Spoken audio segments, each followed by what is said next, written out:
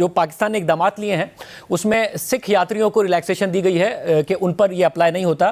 पाकिस्तान में हिंदू यात्री भी मौजूद हैं जो धनी मातंग देव की यात्रा के लिए वो आए हुए हैं। मिट्टी में 30 अप्रैल को ये होना है, उनको भी क्या 1-2 दिन की रिलैक्सेशन मिल सकती है जो 40-50 लोग आए हुए हैं?